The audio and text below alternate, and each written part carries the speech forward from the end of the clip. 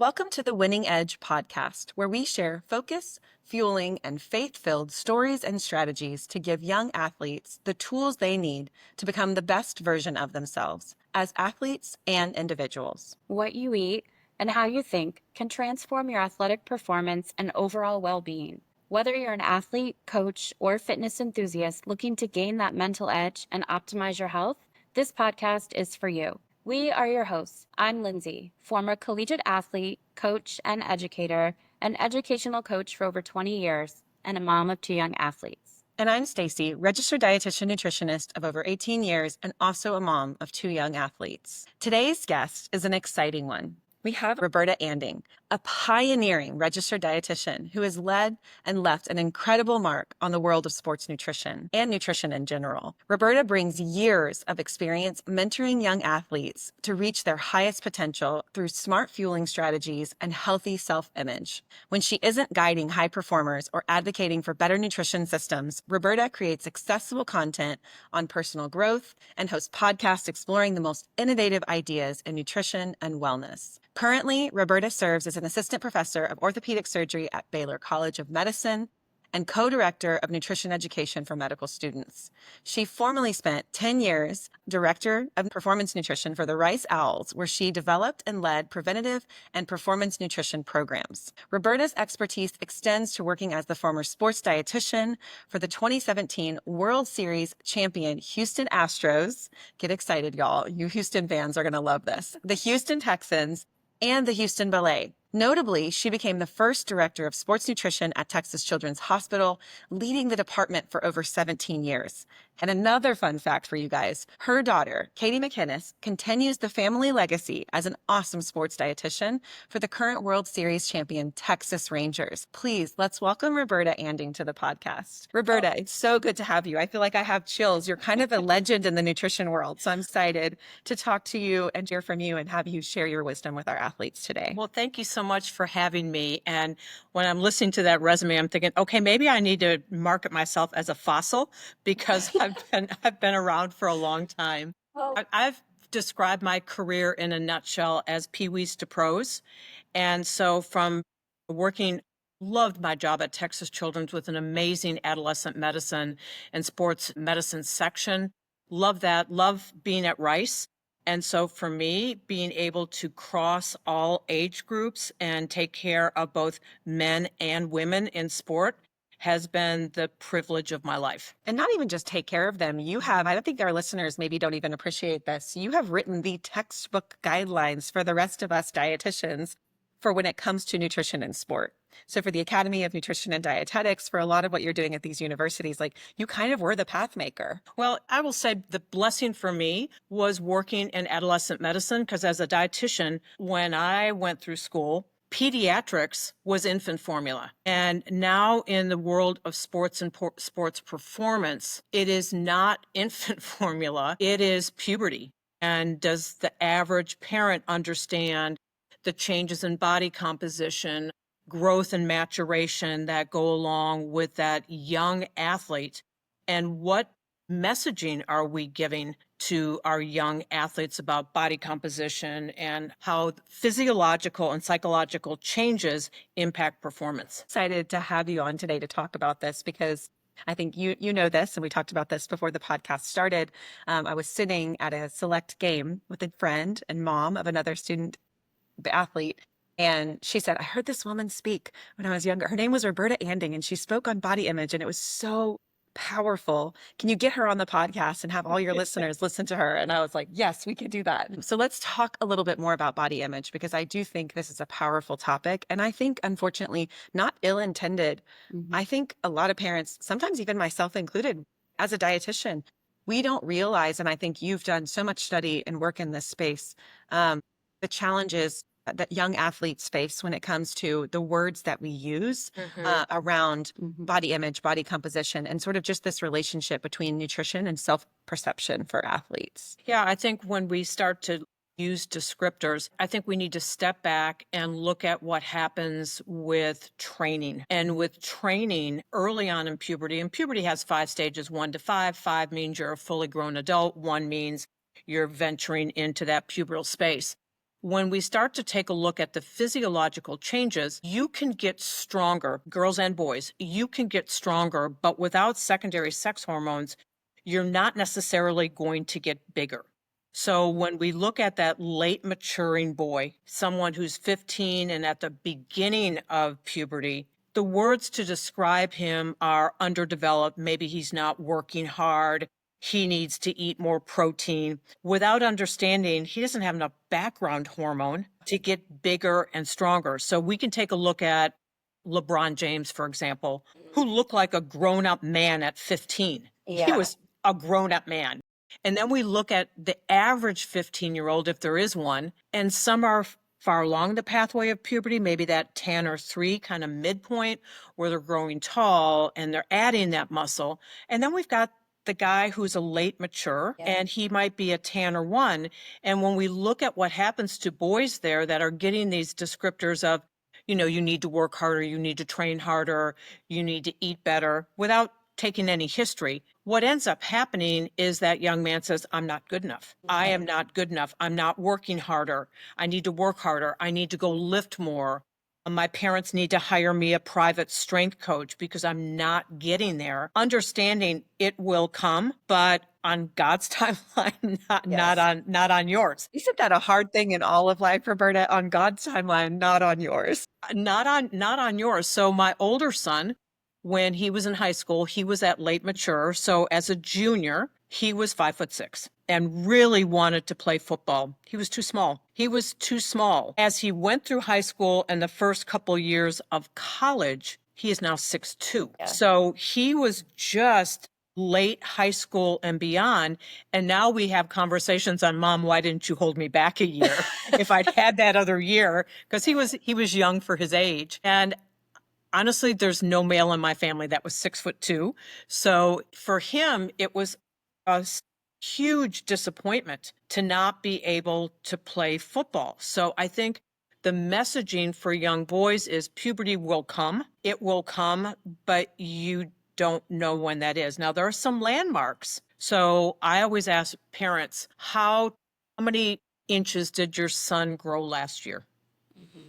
Because that signals to me that he is heading into or is in Tanner stage 3. And so if it's like, I grew 4 inches last year, it's like, okay, you've got growth and development in front of you, and you've got the ability for muscular hypertrophy. If you said only grew an inch, probably not going to be there. Can you talk about those stages a little bit more in detail? Because I think this is fascinating. And I feel like, again, writing the textbook, you could talk about all these stages. But talk about the stages and kind of what, if parents are listening and they have young male athletes, and then I want to talk about female athletes, but talk about kind of what they should expect to see in each stage so they can kind of mentally go, oh, I think my son is here. Right. Fortunately or unfortunately, depending on how you look at it, a lot of the way we grade these Tanner stages 1 through 5 is based on the development of secondary sex characteristics, which parents should not be checking. You would not be seeing. No, and dietitians are not, we can't do that either. So when we start to take a look at external, one is that little boy who is physically immature.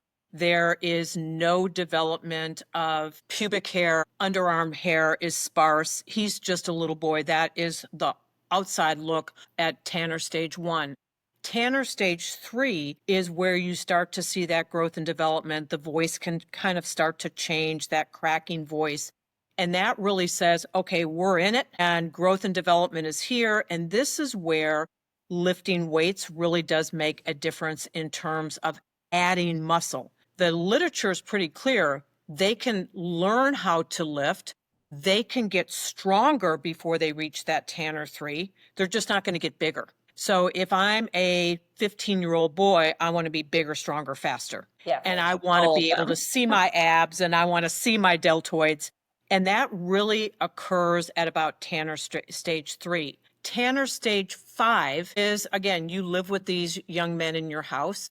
And what you can see is pubic hair that's growing up towards the belly button and radiating down the mid-thigh. So my youngest son, again, very accomplished collegiate athlete, he came, he was maybe 17 years old and said, am I going to get any taller? and he's in track shorts. And I see the pubic hair going up to his belly button, can see the pubic hair going down mid-thigh. And I said, now you're done, Kev. And he said, how do you know? And I said, you don't want to know how I know, but you're done.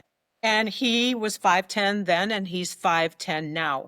So this growth and development is generally based on secondary sex characteristics. Girls, whole lot easier. It's a whole lot easier. About 98% of growth is done when girls start their periods. So if you start your period at 12, you've got most of growth and development behind you, not in front of you. Not in front of you. So we've got that biological landmark for girls. And along with that for girls, and I didn't mention this for boys, but I'll circle back. Along with that for girls, under the guidance of estrogen, you are going to add body fat. And that's not pathology. And girls see it. And so we try and minimize it and say, well, that's not true. But what they're experiencing in the real world is before that surge of estrogen, they might have been the fastest girl on the team, the best hurdler. And now, because of an increase in body fat, their proprioception, how they are in space, changes. And it's like, oh, I didn't get any faster in 9th grade. And they look at that always as a training phenomena. They look at it as a training phenomena. So for girls, that is oftentimes considered not desirable. And I think as parents and as educators, we need to do a better job. You know, I have a daughter. We always talk about when you get your period. Like that is the hallmark. And it is certainly one of the hallmarks. But I think we do girls a disservice to say, as your body is evolving, you might notice some changes in your performance that are going to be temporary, and you're going to be able to rally beyond that. But you need to know that they're there so we don't end up with this huge body dissatisfaction of I am too fat, all the words that we hear. And I have to use that word because that's the word that I hear. Boys generally love puberty. Because they get leaner and they add more lean body mass. Well, and I'll tell you, Roberta, I have a dear friend who her shoe size is 10, 10 and a half. And during high school years, puberty years, she was started to gain a little bit of weight, you know, and then stopped eating to stay thin as an athlete. I think, and her height today is 5'7". I think her family history is like they're much taller than that. I think she probably would have grown into that shoe size had she not. And so I think about all of these things as a health educator of, oh man, what damage did you do to your ultimate growth and development, which was so important to you and being a great athlete because you were so worried about being thin. Well, and I just think of the impact that it has in the mindset of all of the male and the female young athletes, because, you know, when you're talking about, and I'll go back to the 15-year-old boy who's 5'6", you know, that affects them mentally when they're around their peers and they feel like they're the small one and they're not going to grow. And then that affects not just like their headspace when it comes to their growth, but how they work, how they're training, their interactions with peers in school, their interactions with peers outside of the classroom and outside of sports. I mean, it has a complete. It can if it's made to feel like something's wrong. If it's made to feel. But I don't think this information is stuff that, you know, kids know. Right? Or parents, because I didn't know that, you know, 98% of my growth, I was 5'7" as a freshman in high school. And that was my basketball height. And I was like, I'm going to get taller. My grandmother's 5'11". Like I'm going to get taller. And I never got taller, but it was really easy for me to gain weight. But I didn't realize it was because of all the estrogen. That was because, you know, that was the time frame. And that's where I think we do young girls, honestly, a disservice. We do them a disservice. We also do boys a disservice because if we look at risk factors for using anabolic steroids in men, in boys, it's the late bloomer. It's the late bloomer because they could be working just as hard or even harder than the guy who's physically more mature, but not seeing the results. They're not seeing the results. Again, they can get stronger. They're just not going to have that muscular hypertrophy. And when I worked at Texas Children's, we had a lot of families who came in asking for a prescription for growth hormone. Can I get a prescription for growth hormone? Because it was viewed as pathology. It was viewed as you're broken, and you're not broken. You are fearfully and wonderfully made. You are not broken. It's just that the timing is different. The timing is different. And I think we've also, because my daughter Katie was an exceptional high school basketball player, but she's 5'4". So she was never going to be recruited by the big Texas schools because there is a basketball body and height matters. It matters. So she played Division III college basketball, had a great basketball career, but she was also, and this I think speaks to don't specialize in one sports, don't put all your eggs in one basket. She was a really great pole vaulter, better track and field athlete than she was a basketball player.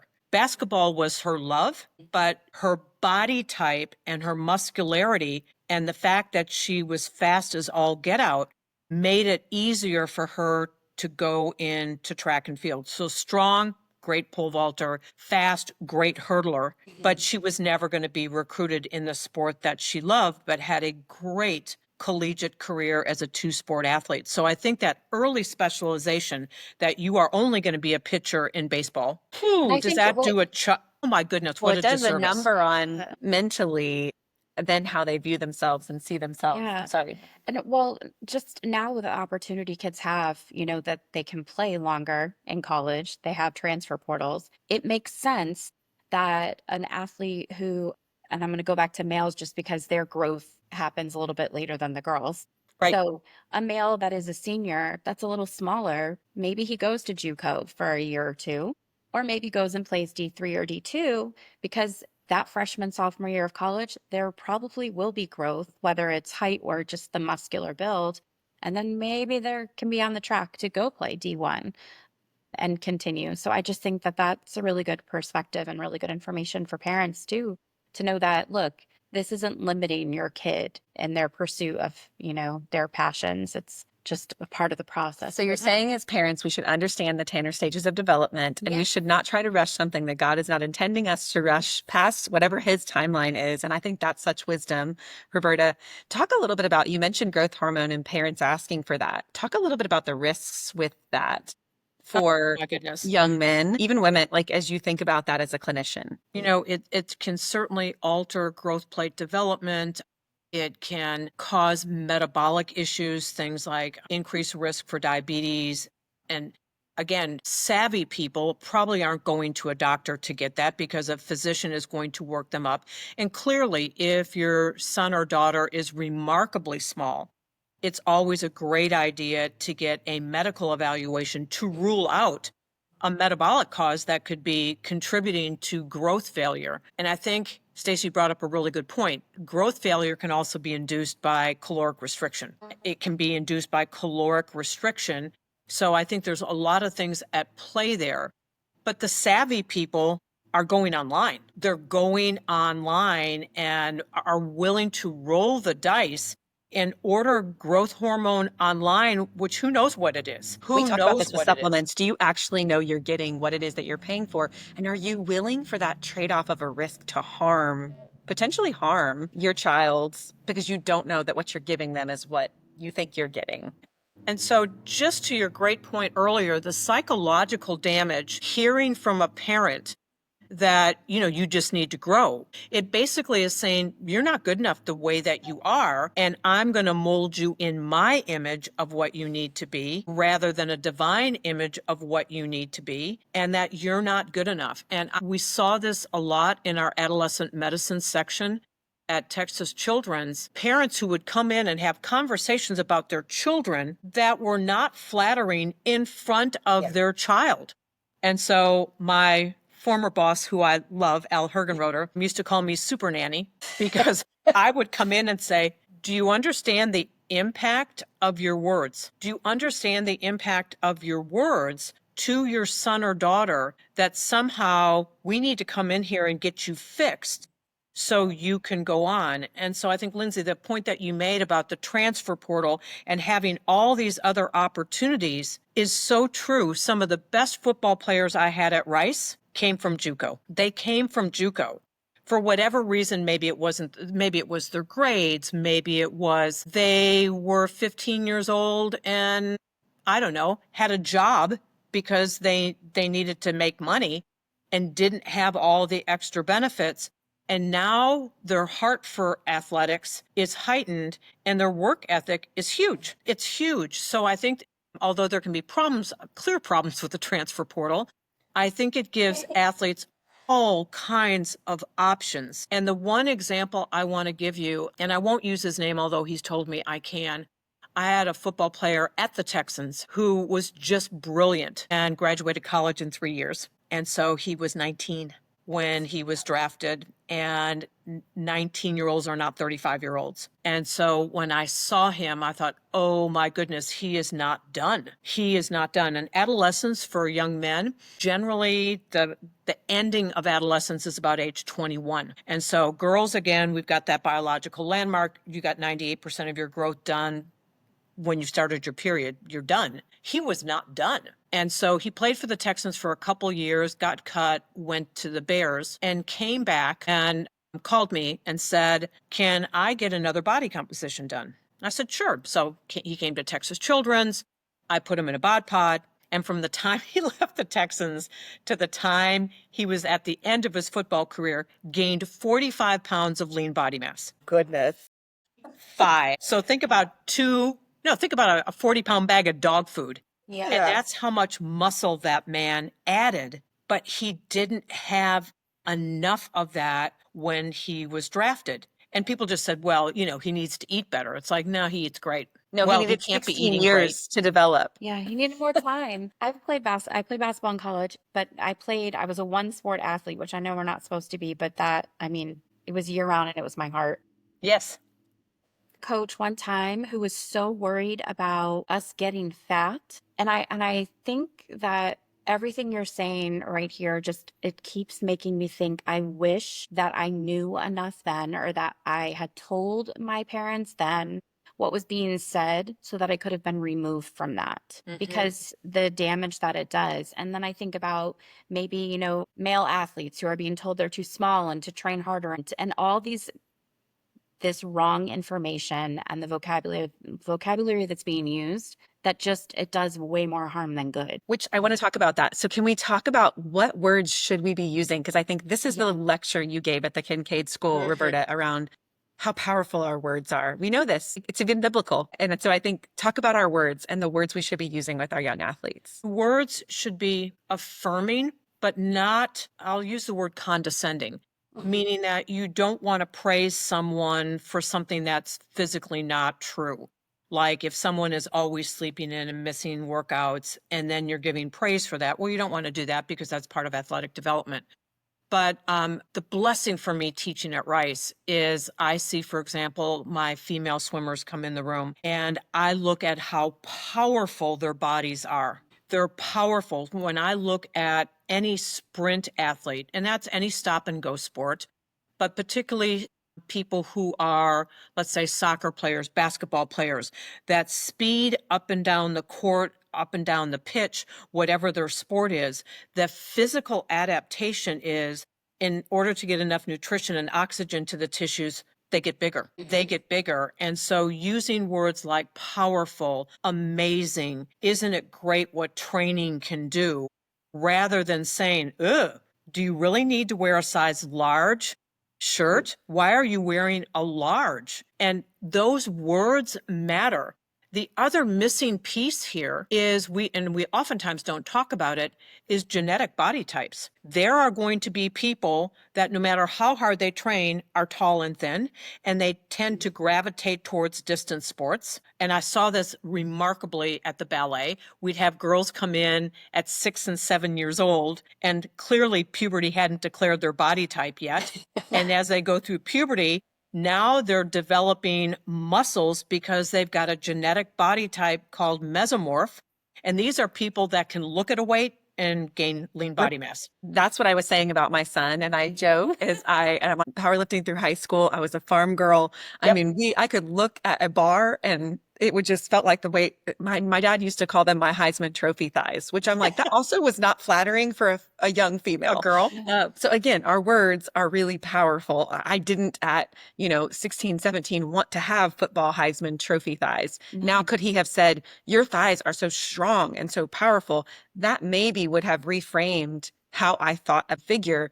But I think there were a lot of times, again, back to your words, that those words made me feel like, oh, I look masculine. Yeah. You look And I don't masculine. want to look masculine as a female. Right. And so I think, And yeah, and I mean, I used to work out with my dad. My dad would take me to the gym. He was a bodybuilder, runner, super fit. And being an athlete, basketball player, I had legs. And my junior year, our athletic trainer was like, I just want to weigh your leg. Like, sit on the floor. Let's weigh a leg.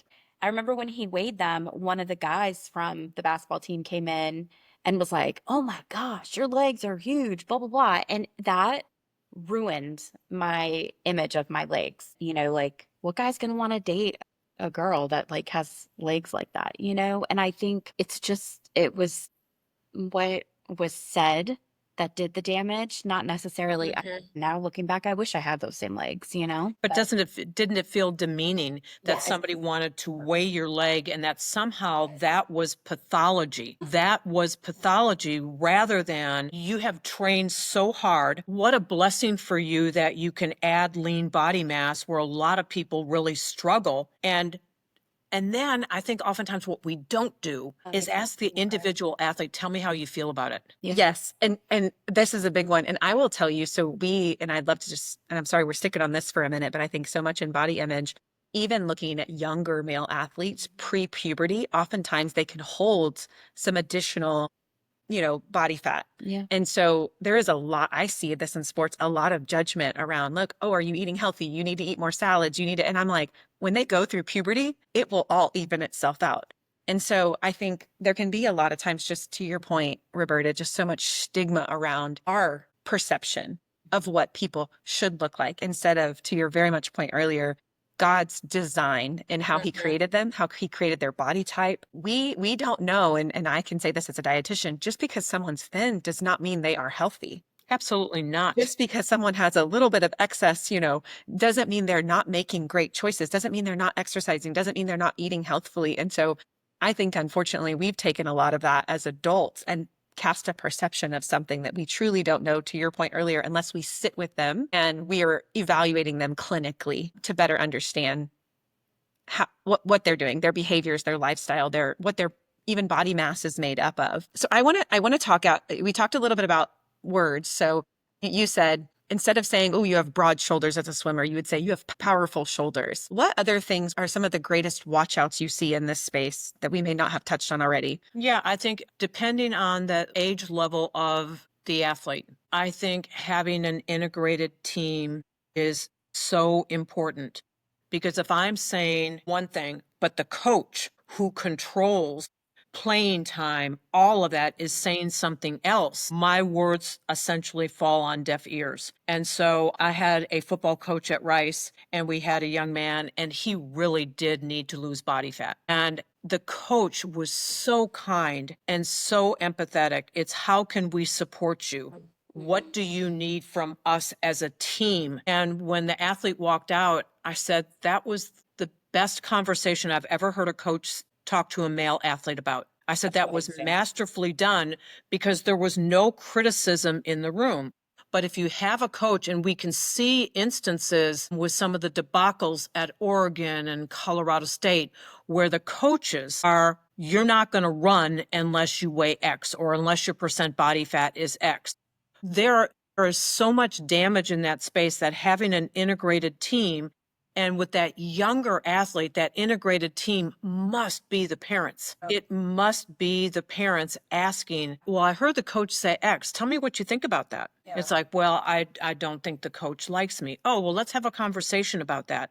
And I think rather than just jumping on the coach's bandwagon and saying, well, if the coach told you to do it, you need to do it.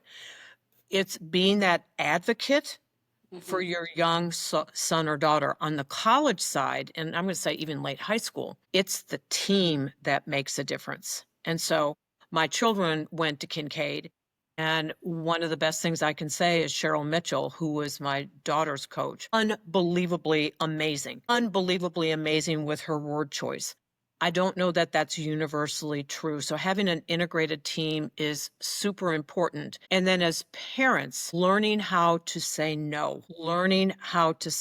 So when we look at just doing body compositions, the science and the evidence, and a lot of this comes from a researcher, fabulous researcher and sports medicine doc, Kate Ackerman at Boston Children's, will talk about when do you even do body composition and who does it and who interprets it, because there can be so much harm that is done with body composition, so much harm For that young is done. ages, you're saying, yes. So they're thinking about it pre-puberty. They're thinking about it at times when there's so much noise that you really can't understand anything from that testing because of all the noise, to your point.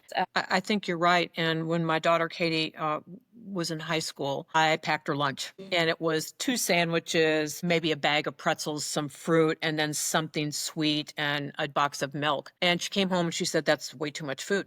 I said, "Do you not have time to finish it? Tell me what you think about that." And she said, well, her friend was only eating a rice cake. And honestly, my recommendation was to go eat with the boys. Go eat with the boys, because she was eating less than them, and they're looking at it and saying, how can you go play basketball with only 2 sandwiches? But that goes back, Roberta, to not understanding in so many, and I see this so often with young athletes, is they're not understanding, or we even had a podcast episode about 2 parents who went on GLP-1s, because, that's the thing, and I see it in my full-time role.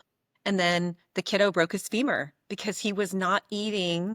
You don't want to be surrounded by this ideology that it's so important to be thin. There's such a stigma with being overweight that people aren't nourishing their bodies. And for these young athletes, what they need, to your very point with your daughter, is they need nourishment. They need fuel for their growing muscles, their growing and developing bodies. That's not a shameful thing. That's a healthy thing. It's a very healthy thing. And that's where I think the conversations parents have about their own body is absolutely transferred.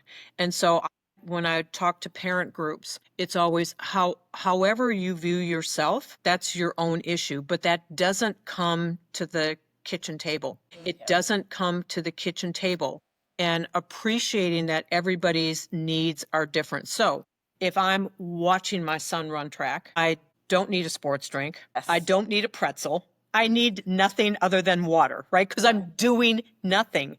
But fueling him with him needing, when he was actively running track and field, over 5,000 calories a day, there had to be bread on my table. There had to be permission to have multiple snacks. And Kevin was always just this fantastic eater.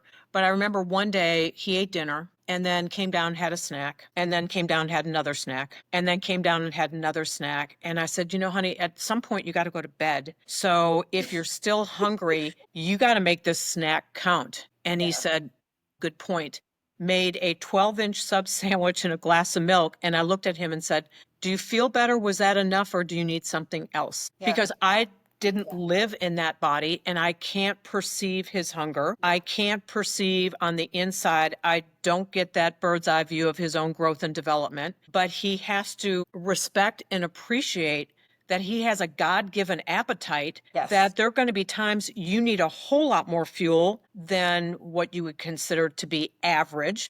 And there are going to be times that's like, oh, no, I'm fine. I don't need a snack tonight. We say in our house, honor your hunger cues. Yes. Honor your hunger cues. And it's really interesting, because part of the reason why we wrote the book, and even in this space, is I have 2 very different young men. The younger one's built like my family. He could look at a weight. He's going to put muscle on. He is going to be very strong. The other one is built more like my husband, much thinner body frame. My husband is like, he eats so much and so many calories. And I'm like, you're still hungry? He's like, yes. And so just very different. And we talk about that very openly of, if you're still hungry, honor your hunger cues. Or even with our younger one, a lot of times he'll want to eat just because the older one's eating. And I'm like, but are you hungry? Do you feel hungry?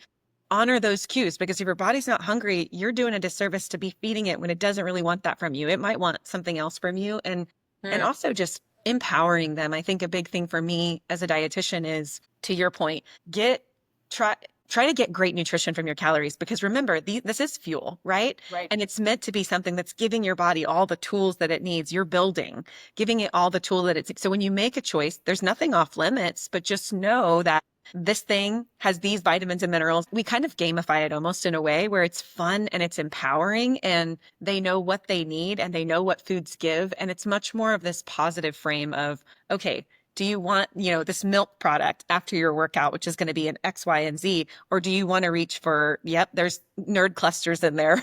Do you want to reach for that? Is that going to make you feel very good? And I think that's such a healthy thing, because I see so many households where foods are so restricted. Yes. But then children never learn to honor those hunger cues and make choices based on, hey, this is going to give me some really good fuel. And even I tell the story in one of our podcasts, our youngest son was playing soccer and he wanted a snack before soccer. And I always let him grab whatever he wants. Well, one game he grabbed blueberries and he went out, he scored 10 goals. And I said, how did that feel? And he's like, it felt really good. I'm like, see, that's what good nutrition does for you. Like, it's fun and it's exciting. And I think for him, it's like, oh gosh, my mom's a dietitian. She's always talking to me about all these, what food does and how amazing it is. But it like clicked of, when I nourish myself really well, I can perform. I feel better. Really well, and I feel really good. Yeah. And I feel better. And I think that's the takeaway message. To me, when I look at just fueling athletes, I will say there's things that you need to fuel your body, the fruits, vegetables, all of that. That is always true. But in order to not demonize a food, I will say there are foods that you love just because you're you, that feed your soul. And so I joke with my students at Rice that when I need to be in a nursing home or assisted living, just give me chocolate. Just give me chocolate. Me too, Roberta. Because I love that. I love that. That to me is, I always joke, God could have stopped right there and said, okay, chocolate is the food group. We're done after that. But I think for athletes that get this message of oftentimes perfection that can lead to disordered eating, that food becomes demonized and they're shamed that they love cake, or they're shamed that, oh my goodness, my favorite treat is licorice and I'm not supposed to eat that, so I'm going to hide it. And those are the kinds of messages that I think, unfortunately, a lot of our athletes are getting. It's the no, didn't eat that. And then the athlete is thinking, but I really love that. I really love that. So it's that balance of things that you love because you are a unique and wonderful person. There are things that you love and you shouldn't be ashamed of that. And then there's things that you do to nourish your body and to fuel your body, and how much better you feel if you eat blueberries instead of eating, I don't know, Which they could give you nachos the with same. cheese before a soccer match. Yeah. Something's going to end up on your shoes. Yeah, we're not knocking on nacho cheese, because I don't know if you know this, Roberta. It's my favorite. People Favorite. will ask me as a dietitian, your favorite foods, that they're always like, their jaw drops when you say it. And I'm like, it brings back fond memories of the ballpark. Brothers were older and we'd go there and we would foot race all the kiddos, and I would foot race the boys and I would win. And then my reward would be I would get the ballpark nacho cheese with pickled jalapenos.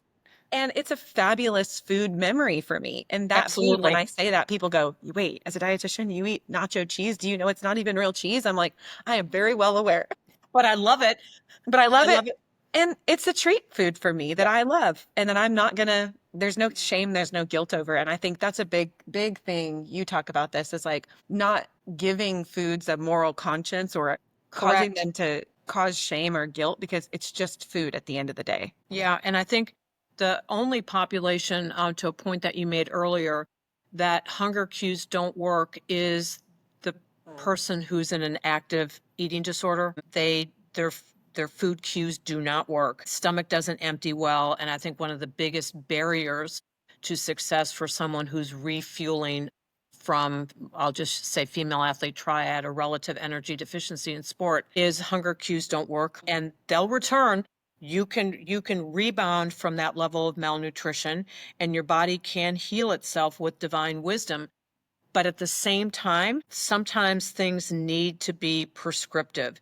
And being at Rice for as long as I was, with both my male and female athletes who struggled with some disordered body image and then under fueling, they oftentimes got the message, well, you don't have to eat if you're not hungry. Well, actually you do. That's You a do. really good call out for your kiddos with REDS or kiddos who are underfeeding, that they aren't going to have those. They've almost trained their body. They're not going to have those same cues as a younger child. Well, No. No. I do want to add too that it's really important for kids to have autonomy. We talk about that with, like intrinsic motivation and having autonomy and how you train, but having autonomy in food choices as well. And I think a lot of parents can either, and I'm guilty of it sometimes too, being very lackadaisical on letting their kids have too much autonomy in the food and not having healthy boundaries in place, or being so controlling over what their kids are Hmm. allowed to eat that it almost causes a rebellion Yeah.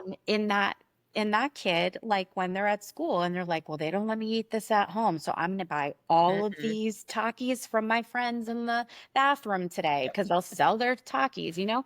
Like I think that just letting there be choice and letting there be good experiences for kids with food is what's gonna help them learn their body as well, like you're saying. And the other thing I want to point out too is with kids that say they're not hungry, I have to force my oldest to eat lunch during the day Mm. because he's on medication.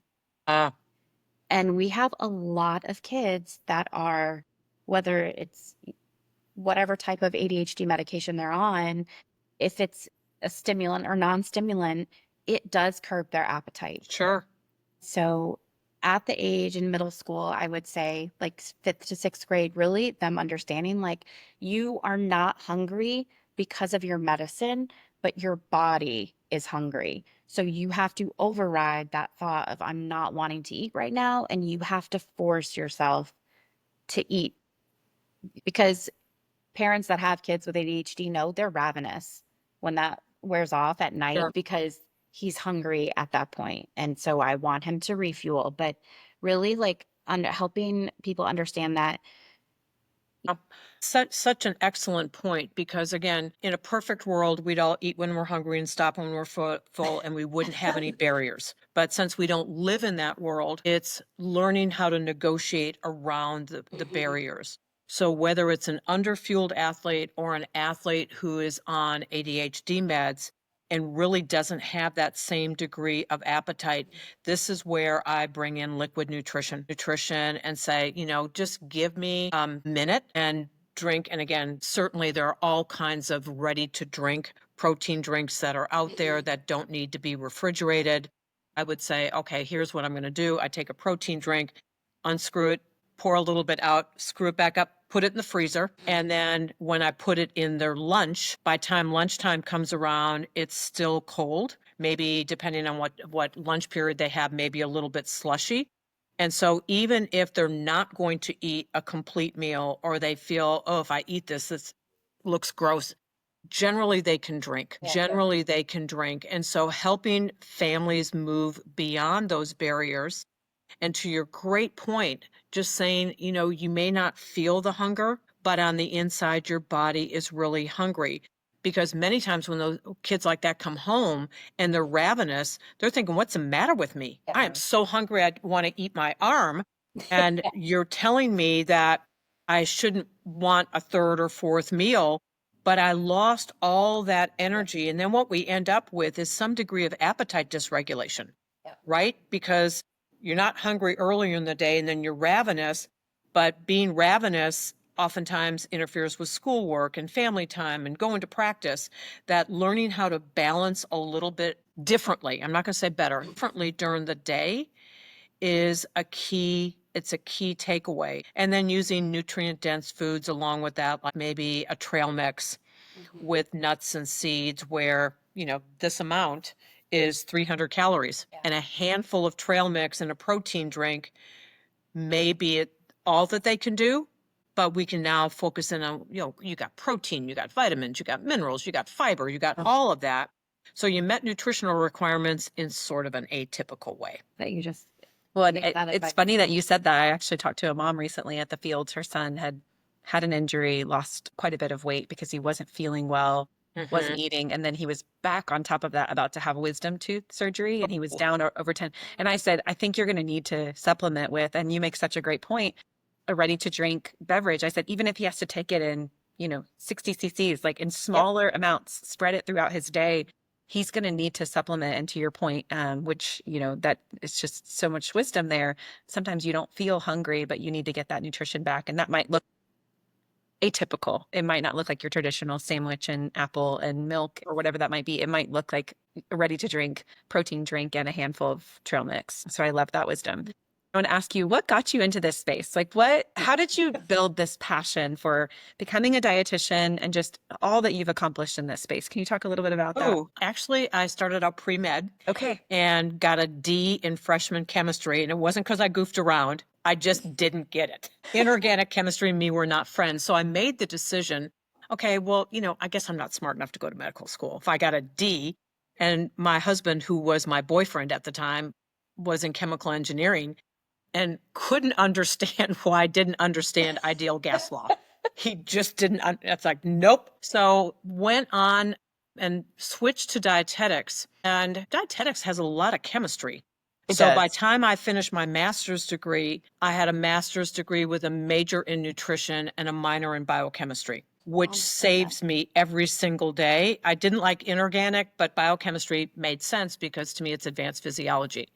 So my first job out of school was at Tulane University Medical Center in New Orleans because my husband went back to medical school. And I was so blessed to have my boss and my first mentor, Margaret Siaka, challenge me every single time to be a critical thinker. If I came up with a crazy idea, she said, go look it up in the library because there wasn't internet. Go look it up in the library, pull the research article and bring it back.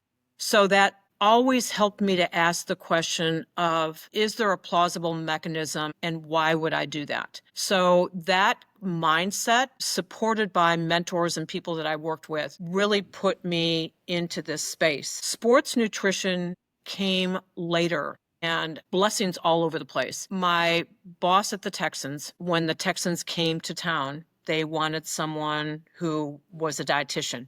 And that was his word, not a nutritionist. We're not hiring a strength coach to do this. And he knew one of the guys I taught with at Rice. And so we went out to lunch together.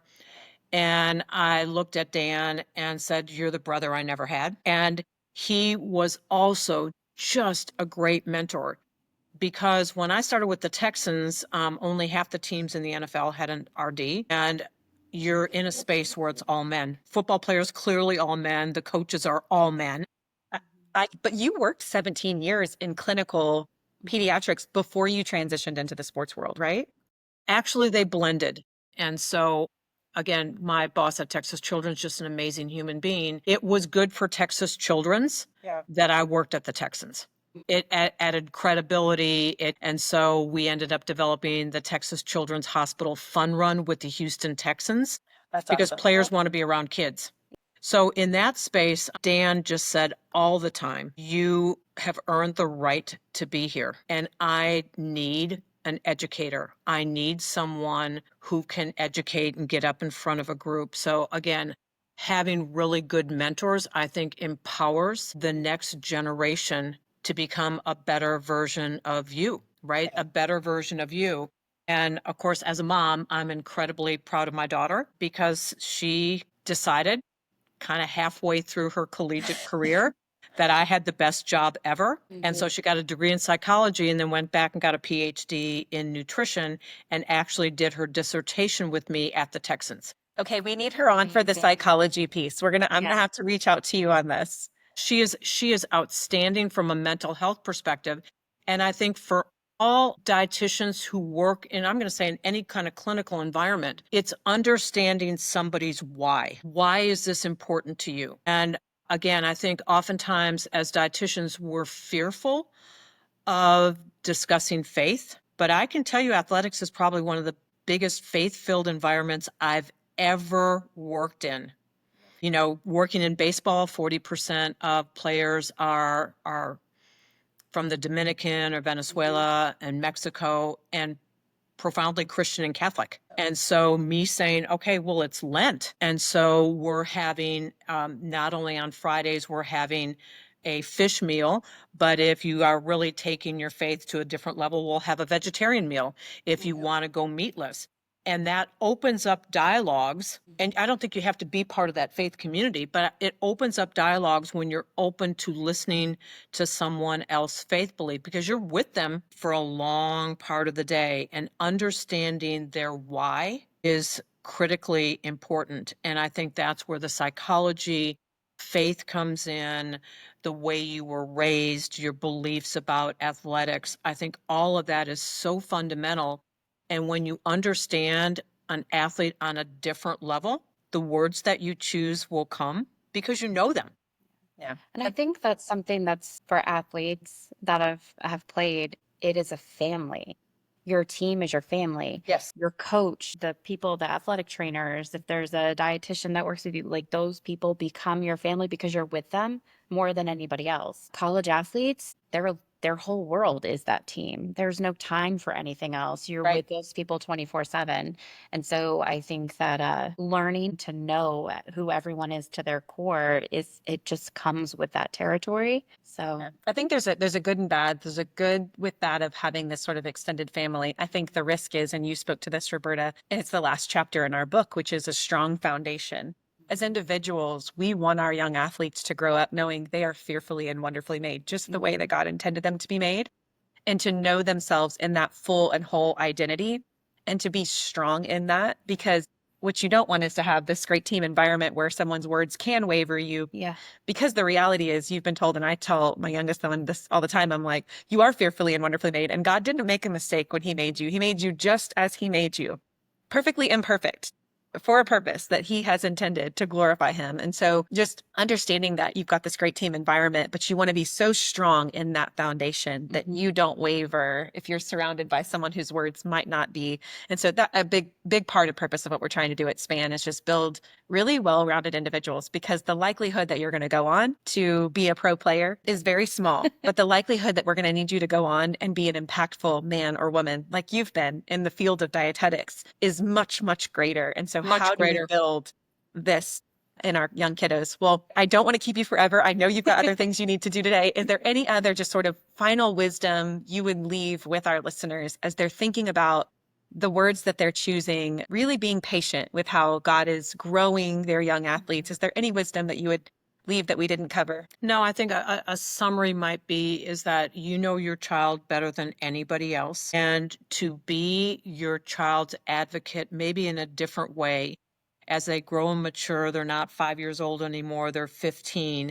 And how do you grow and mature along with them and walk beside them to support them in what they want to do, and to keep that door of communication always open? Sometimes it's hard to do, but to keep it always open, I think always serves us well. It always serves us well.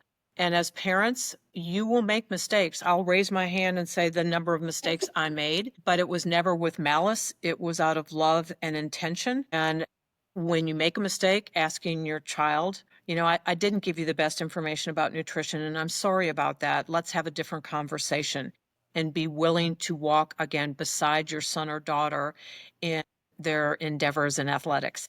Yeah, there's no perfect parenting handbook, my parents always used to say, and being humble enough to say, I got it wrong, Yeah, I think is really powerful. Thank you so much for being Yes, here, thank and you. thank you for that wisdom. it was so fun. Thank you so much for having me. Stay tuned for future podcasts where we will bring on exciting guests in the sports world, highlight spotlight coaches, athletic directors, former and current collegiate and professional sports players, sports dietitians, sports psychologists, and more.